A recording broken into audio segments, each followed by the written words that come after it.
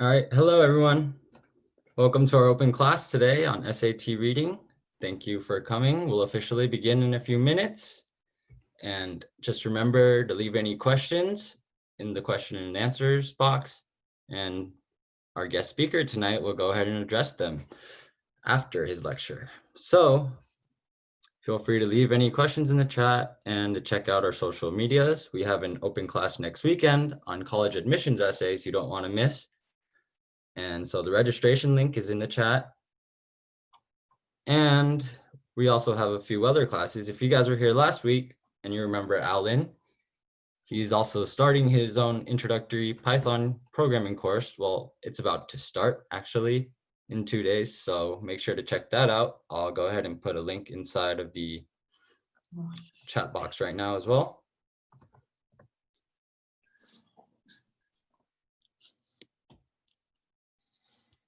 And yeah, we'll just give it a minute until we reach critical mass.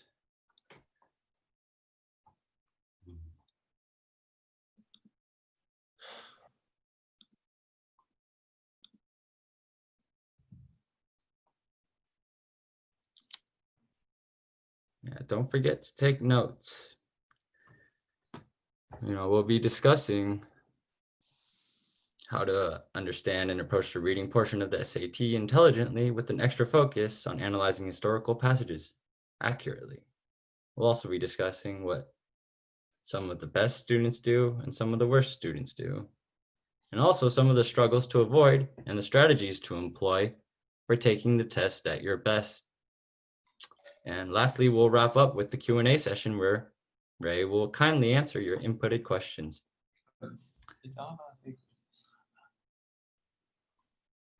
Okay, so we're at 39.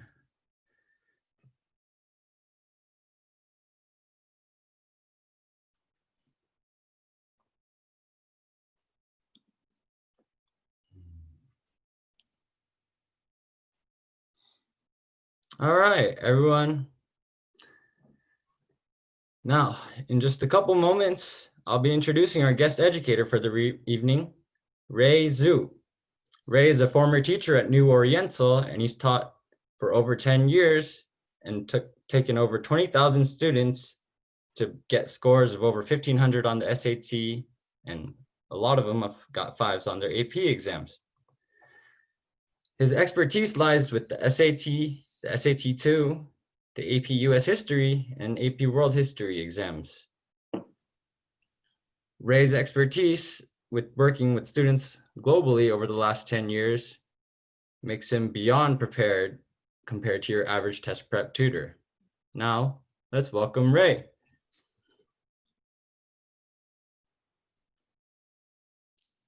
Hi, everyone. Thank you for joining me tonight. I will give you some lecture about the SAT reading class, and I will mention some strategies about the reading and some other tips and fun facts about the US history. Well, let's see my screen, and I will share some of these keynote with you guys this evening. Okay, let's see. First of all, let's make sure what we are talking about tonight. When it comes to the SAT reading, it will have, let's say, look, it will have like 5 passages in 5 minutes and with 52 questions. Oh, well, that actually is a very difficult task for students, especially when you have some trouble with the reading, with your speed. We will go through that in my class, and I will teach you some strategies to cope this problem. About the types. Actually, there are 4 types of the SAT reading. You can tell the literature, the social science, the science, and most of all, the pinpoint of tonight, history. And well, you can see there is a pair passage, but this pair passage could be random. It could be social science, science, or history, but never gonna be literature. So there are 5 passages. There are 4 types, okay? And of course, the most difficult one could be history. And the second difficult one, personally, I think is, literature. Well, and see the skill required according to the official guide of the College Board, that could be comprehensive reading. Well, that's actually the same when it comes to reading. It's actually the skill and ability to summarize the passage, to analyze the details of the readings. But there's another one called evidence-based reading. That one I will highlight tonight. This one is actually the flag of the SAT reading and SAT test itself nowadays, because it asks you to find some real evidence according to the passage, maybe some sentences, maybe some graph or passages to prove, to back up, to support your decision about another question. So this one could be a pair question compared to the other questions. That is the flagship. Okay, let's see some examples. It will be easy and simple. I don't want you to listen all the passages, to read all the passages. I just want to give you an example about how this, especially this evidence-based reading, how does it work? Okay, let's say an excerpt. Well, this one gonna be a little bit tough for some students, especially the freshmen in high school, because this one, well, you can see, right? Yeah, it's a document. It's a historical passage, right? This one is actually using some words we are not using in the modern days English. Like you can see, what possible obligation? Well, obligation, this one is actually a little bit different from the obligation we are talking about these days. Can exist between them? What rule or principle can be laid down that the two non-entity? Maybe you guys can notice the word non-entity. This word is very unfamiliar and not used too much in the real world or the common communication, right? Actually, in this context, it means two people, but they never exist or maybe never meet each other for the real life. It's called non-entity. It's very weird and a little bit bizarre, I guess, in the real world. Okay, so this is an excerpt for the from the passage, and based on that excerpt, it will be asked for two questions. As I said before, it's called evidence-based reading. Let's see. So in order to understand this one, you have to know something about the background, about the author, about the background historical information. So this is the headline of the passages. You can see there are two persons and two articles were mentioned. Edmund Burke, the reflection on the revolution in France, right?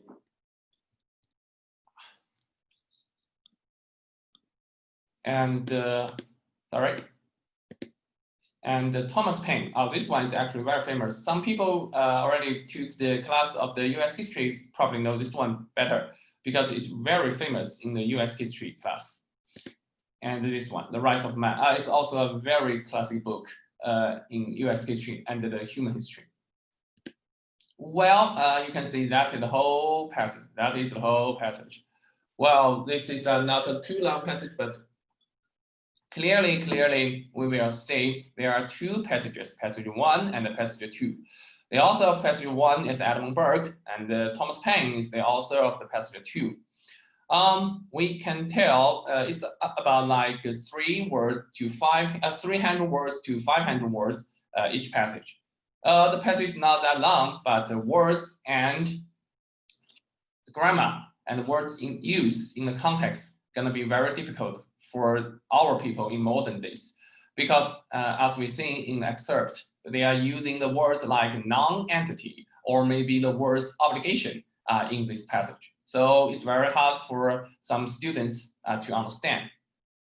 So we're gonna have to learn from the background information. Okay, let's see. Okay, that one is Edmund Burke. You will have the image. This one, this gentleman from the Great Britain is actually a member, MP, the member of the Parliament of the House of Commons. Maybe some students will know this concept, right? The House of Commons. It's like the congressman, right? Like the representative. Okay, and that's the book, The Reflection on the Revolution on French Revolution. And in this, Edmund Burke, in this book, illustrated his opinion about the French Revolution. He personally against this revolution. He thought the revolution dethroned the king Louis XVI is actually wrong. The people have the rights to ask for their claims, but do need to kill, do need to destroy the entire system of the French, of the kingdom.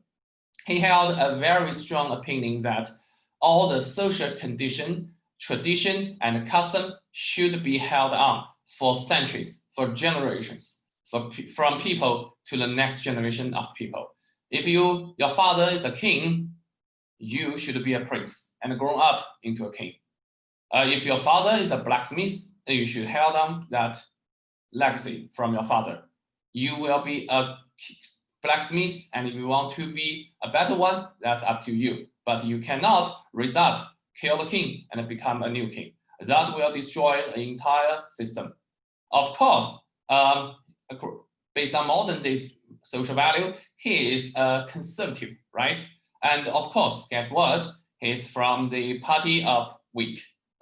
Okay. And the next one is nowadays we will call him a liberal, Thomas Paine, of course. Actually, he's also a British, but he then became the founding father of the United States, along with Thomas Jefferson, George Washington, and then John Adams. And that is his book, The Rise of the Man. In this book, Thomas Paine strongly against the opinion from Edmund Burke. He states that people have the right to choose their own life and path. Whatever they were born to, they can become whoever they want based on their merit or skills or abilities or learnings. So yeah, Thomas Paine. And maybe some students know the most famous one about Thomas Paine is actually another book called Common Sense. That is the book will irritate the American Revolution in 1776. And maybe some students will read another comments about Thomas Paine come from John Adams. He said, without the pain of Paine, the sword of Washington will wield in vain. So it's actually very critical, this one, for his reading. His reading is very critical for the US Revolution. Okay, so we will see some questions from that passage. Like this one. Okay, we do not see the lines, but it's okay. See, these two are talking about something, and how does the Paine respond? Well, that's a very light word, right? It's actually fight back Burke's statements. Okay, so we will see, the four options, four choices.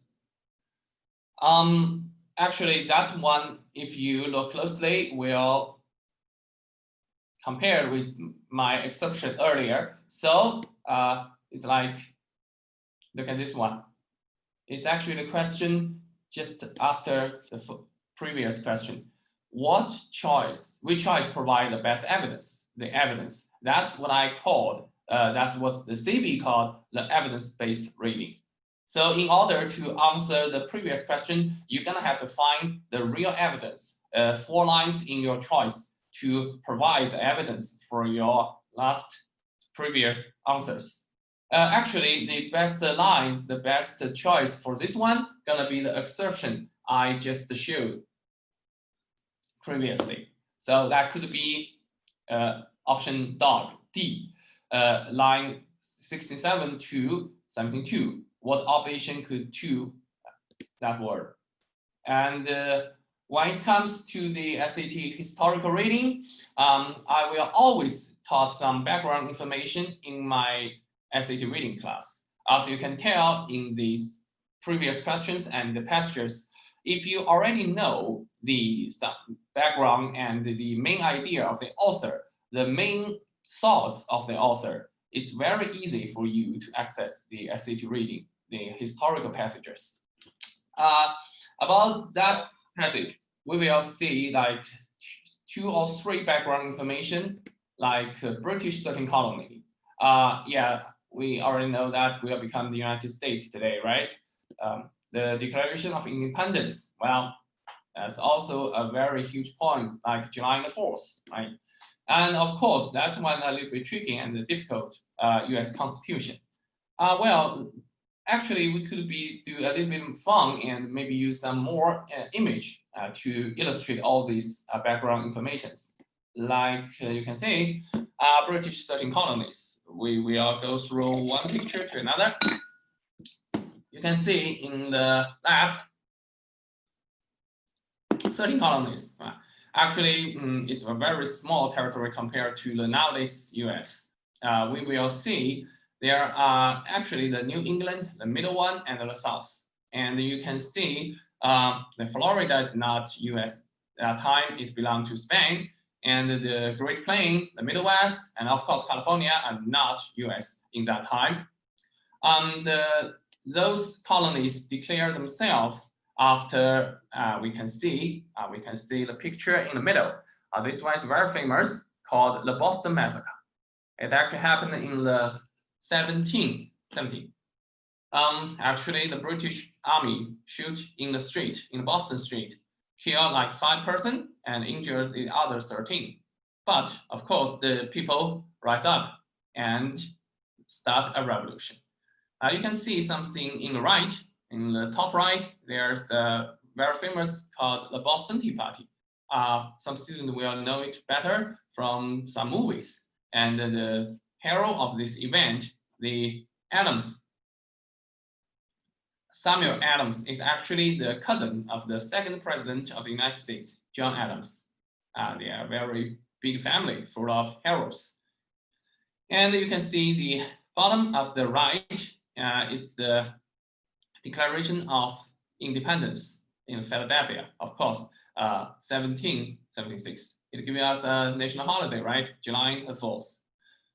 Okay, and we will go through the next chapter. You can see 3 founding fathers along with Thomas Paine, right? The author of the second passage we just mentioned. The first one should be the well-known and famous one, the George Washington.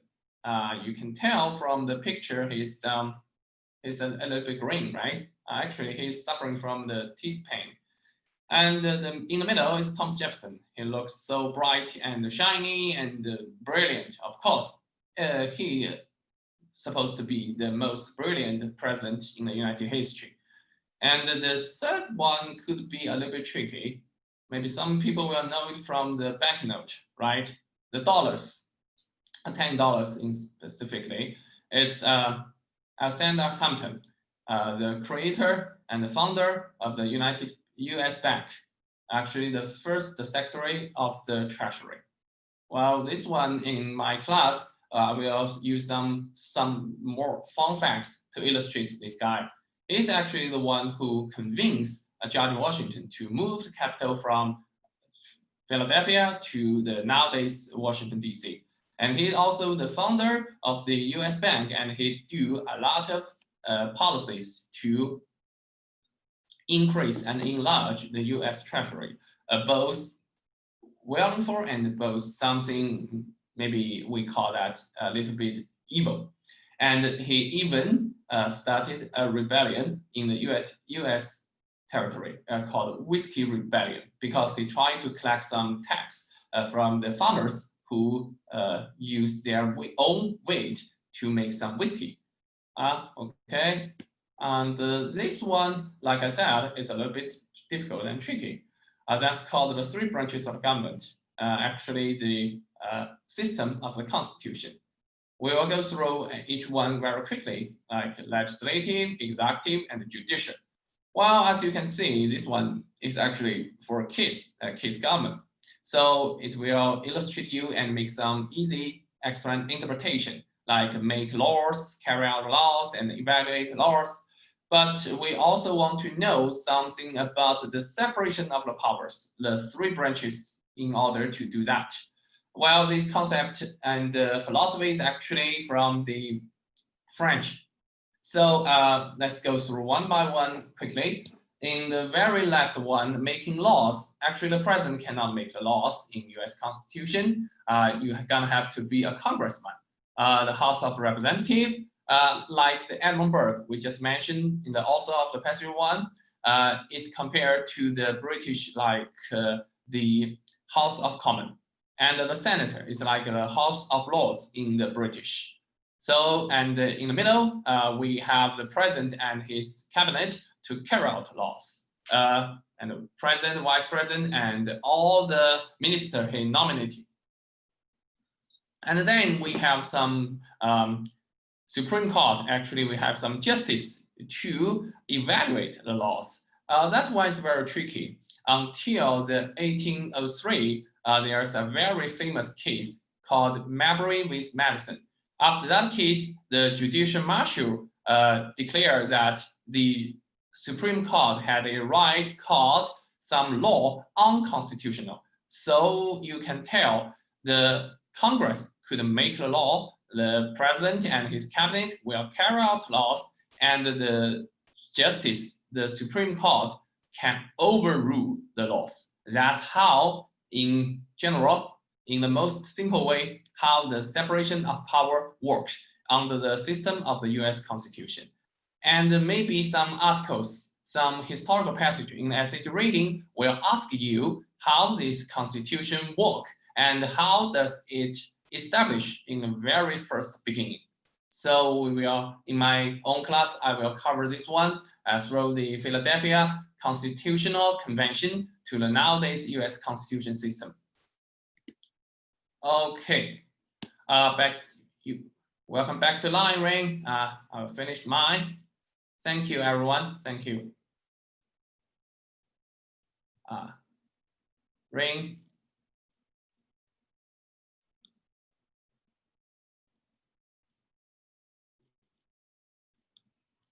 Let's go back to Ring, and I will ask you some. I will wait you guys in the Q&A part.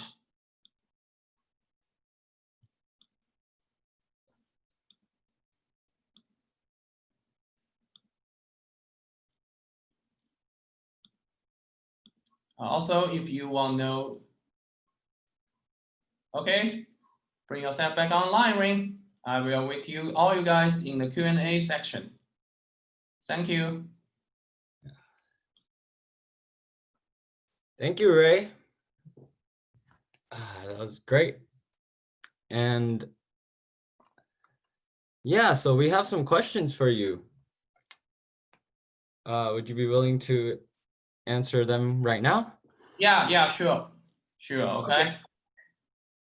Okay, first question is, what resources would you recommend to start building your SAT reading knowledge, as it's commonly known that the SAT reading is very unpredictable with their questioning, right? My personal experience is that if you want to learn SAT, especially for the SAT reading, in the very beginning, from a very young age, you should go through the CBOG. That's the very good start. And if you want to do some extra reading, there's a book list. There's always a book list for the history, for the literature. You can start from there. And I personally will recommend some book list for the US history part, because I'm also a teacher of the history. So that part is my thing, actually. Where could we find this book list of yours? Oh, I will provide the book list after the lecture, and I will give you some specific book names and how you can get that. Okay, great. And then the next question is, why is it that history seems to be the focus in terms of SAT reading that you choose to teach? Oh yeah, because personally I'm a huge fan of the history itself when I was a teenager. And also, I guess it's a challenge. It's always the difficult one in the SAT reading part. Okay. Yeah, sure.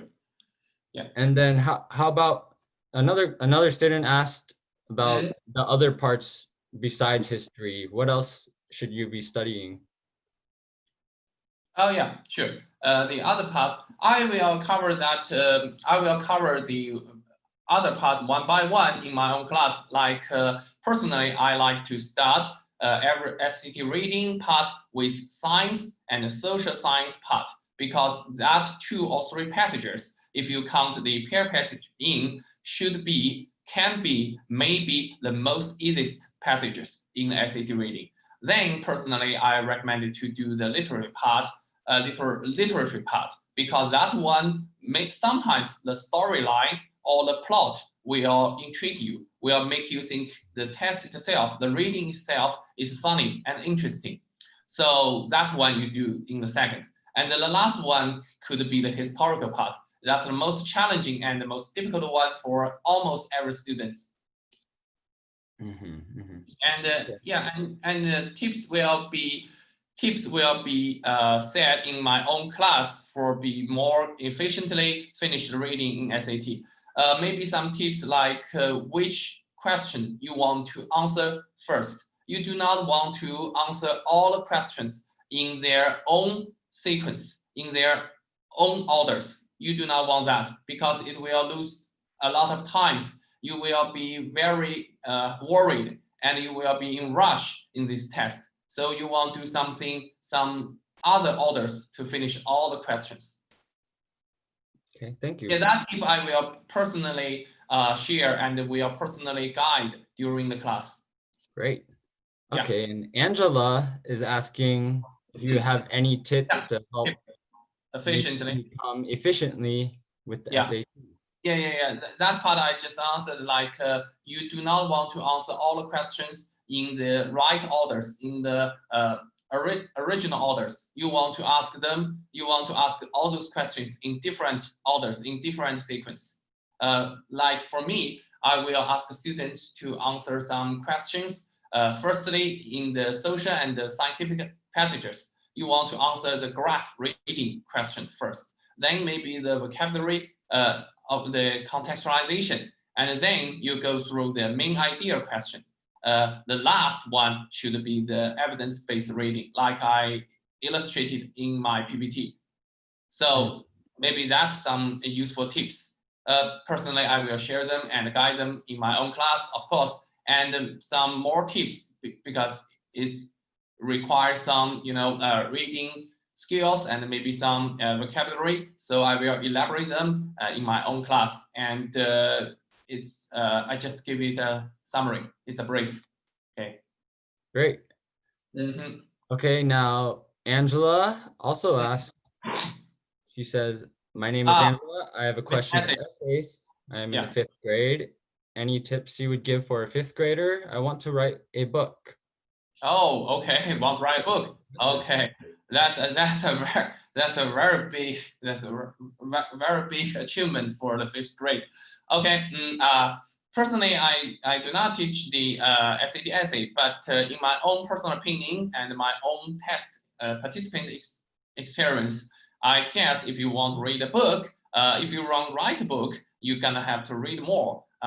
Maybe you can start with the book list I will provide later for the literature and for the history. That is a very good start, I guess. Okay, great. Let's see. Okay, I saw another one, Jessie, right? Jessie. Yes, Jess. Yeah, how many hours does one need to prepare for the SAT? Oh, that's one is a very good one. People, it depends.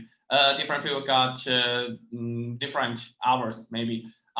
For myself, if you start from the freshman in high school, it's gonna take you for like more than 100 hours, maybe 200, to cover all the SAT subjects, like the reading, the grammar, the essay, and the math. It will take you like maybe 200 hours. And for my SAT reading, I guess personally, if you started very quickly from the reading all these passages in the College Board real test PDF, if you start with that, if you start with the SAT official guide OG, it's gonna take you like 13 to 50 minutes to do that. I guess that's the hours. Okay. Okay. Well, another student asked, how would you spread out your studying habits, say bi-weekly, monthly, routinely? Oh, yeah, that's a very good one. Personally, I guess you have to start a routine for reading some books, maybe from the book list, maybe from the other online sources, maybe from some real material book, the papers. I guess if you start, you continue reading and you take some notes and you enjoy the plot, you enjoy the character, enjoy the background story, and maybe you enjoy the history like me when I was a teenager. It's a very good start for the SAT reading and a very good habit. Okay, Angela also wants to see your booklet. Is it on WeChat? Oh, yeah, sure. Okay. Yeah, sure. It's in the WeChat. In the WeChat okay. And maybe in the, I don't know, maybe you guys have some website or maybe some Google document share. It's okay. Okay, yeah. If you want to find out more information, go ahead and contact one of our counselors. You could do that by scheduling a free consultation, scanning the QR code, or just giving a call to the phone number, and we'll direct you to the correct resources. Jess also asked any suggestions on the study strategy if starting preparing for this summer for the August 29th test. Okay, I see this one. This is very urgent because you're gonna have to take the SAT test in August 29th, right? Could be the end of the summer. So my guess is you're gonna have to study from right here, right now on some real tests from the CB. First of all, you're gonna finish 10 real tests from the official guide, the OG. It will help you a lot. And for each section, they have the standard answers and some analysis for all those questions. And you have to do the test with the timing, because time is actually a very prominent case, the significant role in the SAT reading or any other parts actually. So you're gonna have to study, practice with the real test, and you're gonna have to do it with the time. Yeah. Okay. Another attendee asked, this might be off topic, but why do you have a different format in the Zoom? Okay. I'm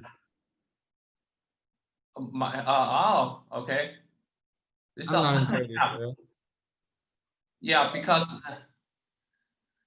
we have different Zoom format. I didn't notice that. Maybe because we are both sharing the screens. And yeah, maybe we're always evolving.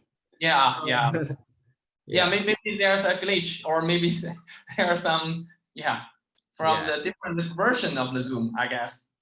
Yeah. Okay. Anyways, back to the other questions. Another anonymous question was, what are the best review techniques and preparation habits to practice during the specific few days or week before the exam? Oh, yeah, a week before. Yeah, that's a real problem. So if you're gonna have a test ahead of you in a week, I guess the most important one is the mindset. You're gonna be a very, maybe some students will be depressed or maybe so upset and worrisome. My personal experience, I've seen a lot of students who got very confused and distressed before the test.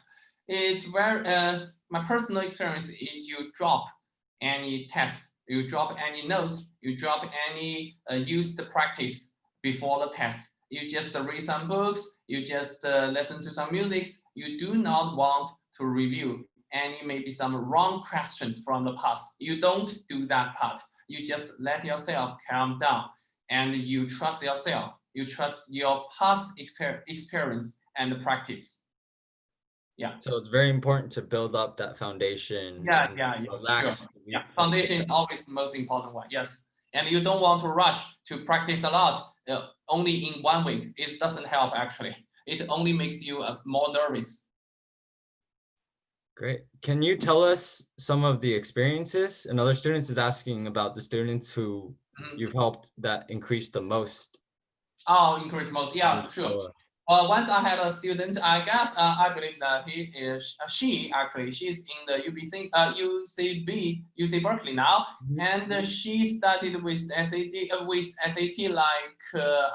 I guess in the mock test he first got like 1,200, maybe a little bit more, but not that high because she's very weak at math. I think that her priority weakness, but she's also very weak at reading. She cannot finish the reading in the allotted time. She's like only finish like 2 or 3 passages at max. She cannot finish all 5. For like 2 months, 2 months and a half actually. She studied with me, and after that she got a habit to read every morning, every afternoon, like for 2 or 3 hours at most. And the first thing that appeared is the reading speed increased dramatically. So she can finish all the readings. She can finish all the questions in the allowed time. That's a huge bonus.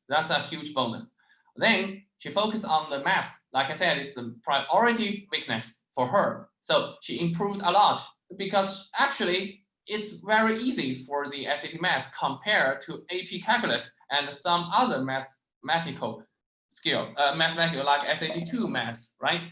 I guess she's got like 1,400. Let me say 1,450. Yeah. At the end, it's like 215 increase for the amount of the SAT score. That's huge. Yeah, that's big. That you said 2 to 3 months and 2 months 3 and hours of reading a day. Yeah. Wow, it's impressive. Yeah, because I guess she's the reading speed. That's the significant one. So Angela asks, I guess she's looking for a specific book that you would suggest. Sure. I will provide the book list after the lecture, and I will provide you for the consultant, right? Okay. And Sherry Zhuang asked, are there any tips to write a strong and effective essay on the essay test section of the SAT? By the way, Sherry, we're also having a college admissions essay webinar next Saturday, just in case you're interested in that. But yeah, go ahead, Ray. Yeah, sure. About the strong and effective essay, like I said, I'm not an essay teacher, but for my personal opinion, you're gonna have to start read some books and read some maybe editorial or comments from the newspapers and the online sources. That's the first step. And maybe you want to follow a essay test or some essay open course for the strong and effective essay tips. Okay, another anonymous attendee asked, what is the format of the summer SAT tutoring program / classes? For example, do we receive homework along with teaching every day? Oh yeah, sure, of course. I guess that's a routine, right? Maybe the boot camps, right? I guess that's a routine, right? You're gonna have some homework to finish. And then, can you tell us more about the boot camps? What was that? Oh, the boot camps? Yeah, I mean, all the information will be on our website at 7edu.online. And I've left all that information into the chat that you can scroll up and look at again. I'll send it back down towards the end. Yeah. And you can learn more about this tutoring program, right? Yeah. Okay. So another anonymous attendee asked, can you tell us about a student who worked with you who did not increase their score and what happened? Why? Oh, yeah. Actually, there are some bad examples for all my past students. Maybe what I recall most is some students who do not want to read. The boy actually hate reading. He thought reading is like boring. He cannot feel the plot or character behind the passage, behind the words. it's very difficult for me. He only want to learn some about the strategics, the hints, or the clues, or maybe some shortcut about the how to answer the question effectively. Well, I will show some tips and hints for him. But eventually, if you cannot finish reading, if you cannot do the reading first, you cannot answer all the questions properly. Maybe you can do some evidence-based reading with some tips, with some strategies, but you cannot answer the main idea question. You cannot answer the author's ideas question properly. So I guess that's why he failed at last, because maybe only a half of the questions can be coped with can be dealt with strategies, with hints, with tips. A half of the other part of the SAT reading cannot just be dealt with, cannot just be coped with. So you're gonna have to enjoy the reading itself. I guess that's why he failed eventually. The boy, I remember that he eventually scored like 1,300 maybe, but he studied with 1,000 and 1,100. So I increased like 200, but still not high enough for him. Yeah, so the routine reading is the most important piece, huh? Yeah. Yeah. Okay, well, another question asked was, how do your top performing students approach the passages? Is there a certain framework that they read the questions and passages with, or a certain mindset or strategy that best strengthens their comprehension and accuracy? Oh yeah, sure. Still it's only my personal personal experience. I guess if you want some mindset or strategy that strengthen the comprehension and accuracy, you're gonna have to focus on the reading itself. You're gonna focus on the character, the stuff, and the item it mentioned in the passage. And then if you do have some background information, you do have some background acknowledge, it's gonna be most helpful. And besides that, I guess you're gonna use to knew the item, maybe some, the terms about all the passages. Maybe you want to get familiar with some, I don't know, maybe, I don't know if you guys can read in the daily life, maybe some Scientific Americans, maybe some Wall Street Journal, or maybe some classic novels. If you get familiar with those, it's very easy for you to calm down and read all through the passages. So Wall Street Journal and some Journal, Scientific American, and maybe New York Times, something like that. And also maybe some journalism, or maybe some editorial column from the newspaper. That kind of material CB would use in the SAT test. Okay, so another question is, do you think the SAT reading will have any changes, or how has it changed over time? Oh, actually, we are talking. We are talking about the redesigned SAT now, because SAT changed a lot, completely a new different test since 2016. So we are dealing with a new SAT right now. Yeah. Can you tell us more about that new SAT? Oh yeah, sure. Because in the past SAT, you do not have the historical passage like I represent in the PPT. But you're gonna have the two literature tests, and you gonna have to have a called the blanking question. That's very difficult. It will test you vocabulary highly. But now they cancel this test, so it's very easy for students to prepare for the SAT reading. You do not want to remember a lot of vocabulary, something you never ever gonna use in your real life. That's gonna be a huge relief, right? So right now you just need to read a few books. You get use of the readings, you get use of the news, get use of the titles, some useful historical background, and you can do well in the SAT reading. But before 2016, you're gonna have to remember tons of words. Yeah. Yeah, so another student asked, as you study for SAT reading, are there other subjects that you could also be preparing for as you're using you're doing your studies for SAT reading?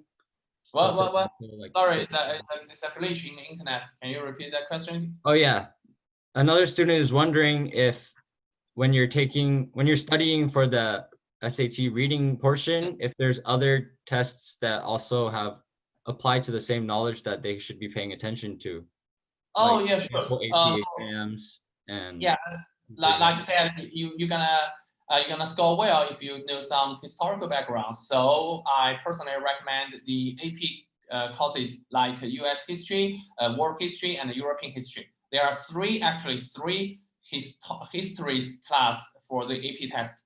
And also you can take SAT2, also called the SATSubjects. It have two history, the SAT2 US history and SAT2 world history. Those classes and subjects are very useful for the SAT reading. So, okay, another student asked if he doesn't like reading, how can he learn how to like reading? Oh yeah. For me personally, I guess you're gonna have to like some authors. Maybe you have no idea about some new books about J.K. Rowling, but you're gonna have to know Harry Potter, right? So maybe after reading Harry Potter, you want to know the author itself, and you will read her new books. Maybe you watch a TV show or movies, and you want to find the original book to have a deep understanding, observation of the character. For me, for my own experience, I watched the TV show, The Game of Thrones. It's very famous, right? Game of Thrones. Yeah, and I watch all the right now there's six books of the Game of Thrones series. I think, well, it takes time and patience and energy, of course, but it will get me a lot. Okay, great. So personal suggestion: if you do not like reading, can you start to enjoy watching? And you want to know more about the movie, a drama, a TV show, a theater, you can dig it deep by knowing the author, by knowing the author's other products. So maybe you want to read more. Maybe you can start to enjoy reading, right? Yeah. Thank you. All right, Oh, and I another. have another one I want to answer because the Jess said, is there need Oh to yeah. prepare vocabulary, right? That's a very good one. Of course, there's a need, but like I said, you do need not to prepare all those unfamiliar vocabulary like we used to do before 2016. Right now, you need to prepare vocabulary only it is covered in the SAT reading part. Like I said, I will provide a book list. I will provide some useful book for the history background information. And if you learn in your school or maybe some other courses about the history, you only need to remember those vocabulary from that passages. You do not need a specific book of vocabulary to cover all the unfamiliar. So there's a need, but it's actually pretty much easy for you to do right now. Great, thank you. And another student asked, why would you recommend taking a boot camp or a paid course as opposed to self-studying? Yeah, well, for me, I guess it's like will make you to study routinely daily, and some tutor will help you to cope with your questions, will answer your homework questions, will deal with the problem in your homework, and maybe you will find some companions, right? The people around your age to study SAT together. Maybe you will find some comrades, right, to fight SAT back. Great. And just the last question, after teaching thousands of students for over 10 years, what 2 pieces of advice would you leave with them? Oh, wow, that's actually a lot, but you mean advice for the SAT reading or maybe the English learning itself or Learning itself, SAT reading, however you feel. Okay, so my personal thing is like if you want to do better, you want to better in the English reading, if you want to better in the English test, if you want to do better in the English itself, you're gonna start to love it. Yeah, you're gonna start to feel it. Yeah. Yeah. And then the second one. Okay, the second one is I guess of course it's very much personal. I guess the history itself is the most funnest thing in the world, and you will learn a lot of beyond English, beyond reading. You will learn a lot from the history class. You know, there's no news under the sunshine, right? Everything repeats itself. It's like a circle. Yeah. Wow. All right. Thank you so much, Ray. Thank you. Yeah, it was a pleasure to have you. And yeah. It's been an honor. Thank you, guys. All of you guys have learned something here. I'm going to leave our information in the comment section. Go ahead and sign up for our next open class if you're interested in learning how to kill it on your college admissions essays. And make sure to keep following our social media accounts, as we're going to release a lot of new course offerings, free classes, educational tips, and more. And yes, thank you so much, Ray. We really appreciate your time today. Yeah. And if you guys have any more questions, feel free to just send them to us by email or schedule a consultation. You know, whatever it is, we're here to help. And yeah, thank you for your time, Ray. Thank you. So if you guys want to sign up for Ray's class, make sure to just give us a call or go to our website and schedule a free consultation, and we'll get you guys set up. And also, don't forget, we have another open class next Saturday. The registration link is in the chat box. Furthermore, we're also having some SAT, ACT boot camps. There's barely any spots left for some of them, but you don't want to miss it. It's a 10-day all-in-one, and then there's also a VIP 10-day all-in-one. And yeah, just make sure to check us out, and thank you for joining us today. Have a nice evening.